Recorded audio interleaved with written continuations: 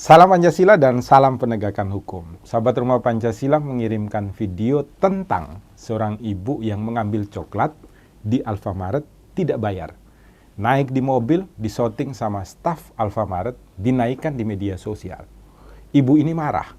Kemudian datang bersama pengacaranya mengancam kalau tidak meminta maaf maka staf Alfamart ini akan dituntut dengan Undang-Undang IT, pasal 27 ayat 3. Maka Rumah Pancasila harus menjawab.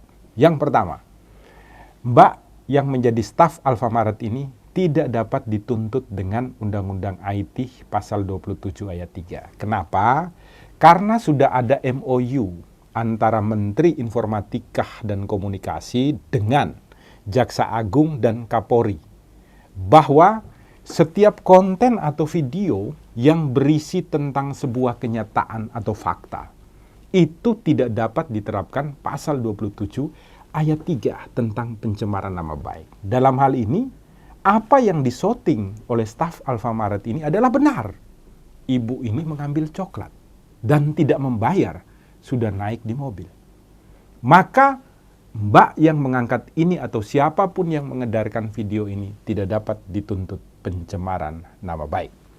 Poin yang kedua, apakah ibu ini bisa dituntut oleh staf Alfamart tersebut? Bisa. Poin pertama adalah tentang pencurian.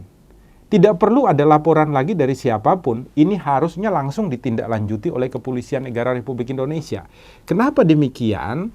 Karena di dalam tata cara proses penyidikan tindak pidana, Perkap nomor 6 diatur, laporan polisi itu yang model A itu bisa dari polisi. Jadi ada anggota polisi yang melihat rekaman ini, langsung membuat pengaduan, kemudian diproses secara hukum, ini bisa berjalan. Tidak perlu dari Alfamartnya.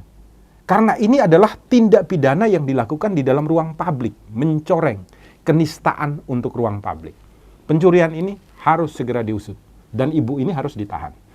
Yang kedua, khusus untuk mbaknya staf Alfamart ini, dia dapat melaporkan ibu ini dengan pasal perbuatan tidak menyenangkan.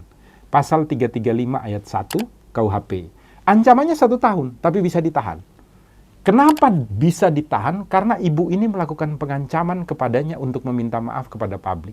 Kalau tidak ada ancaman secara fisik atau nyata, Mbak atau staf Alfamart ini tidak mungkin akan meminta maaf melalui media sosial. Maka ini sudah memenuhi kategori sesuai dengan penyempurnaan yang dilakukan oleh Mahkamah Konstitusi terhadap pasal 335 ayat 1. Rumah Pancasila mendukung agar ibu ini diproses secara hukum. Karena melihat daripada gerak-geriknya, dia sangat-sangat tidak menyesal atas perbuatannya mengambil barang milik orang lain tanpa membayar. Jangan lupa, buka mata, buka telinga, buka hati, selalu berbuat baik di Rumah Indonesia, karena itu adalah perintah Pancasila, dan jangan suka mencuri barang milik orang lain.